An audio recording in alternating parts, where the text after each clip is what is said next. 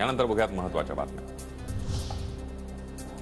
महाराष्ट्र कर्नाटक सीमा प्रश्नावर दोन्ही राज्य सरकारांना केंद्रीय गृह मंत्रालयाची नोटीस। समन्वय समिती स्थापन करून देखील कोणतीही बैठक घेतली नसल्याने नोटीस बजावण्यात आली आहे। किशोरी पेडणेकरांना पुन्हा ईडीचं समन्स पुढील आठवड्यामध्ये चौकशीसाठी बोलावलं। काही कागदपत्र ईडीनं मागवल्याची माहिती। मंगळवारी ही पेडणेकरांची 6.5 तास चौकशी। मी भ्रष्टाचारी आणि गुन्हेगार तर माझ्या लग्नाला का आलात? उद्धव ठाकरेंनी माझं कौतुक का केलं? फोटो दाखवत राहुल कनाल यांचा सवाल। खिचडी आणि इतर घोटाळ्यात तुमचं नाव, राजीनामा द्या, कनाल यांचं राऊतांना आव्हान।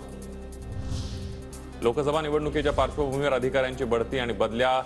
दया नायक वरिष्ठ पोलीस निरीक्षक पदी तर राज्यातील 130 पोलीस निरीक्षकांच्या बदल्या।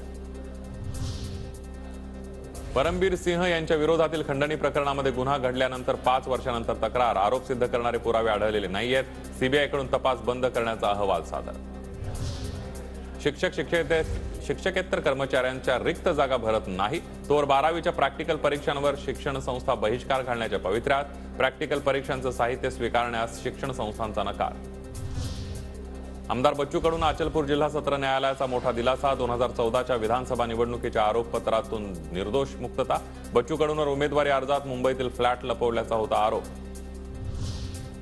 राज्यातील पोलीस शिपाई संवर्गातील रिक्त पद 100% भरण्यास मान्यता। पदभरतीसाठीची परीक्षा ऑफलाईन किंवा ऑनलाईन पद्धतीने होणार। शासनाकडून पोलीस शिपाई संवर्गातील रिक्त पद भरण्यास मान्यता देण्यात आली आहे।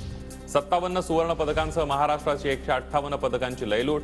खेलो इंडिया स्पर्धेमध्ये महाराष्ट्राला विजेतेपद। चेन्नईमध्ये संपलेल्या खेलो इंडिया युवा क्रीडा स्पर्धेमध्ये महाराष्ट्राची बाजी।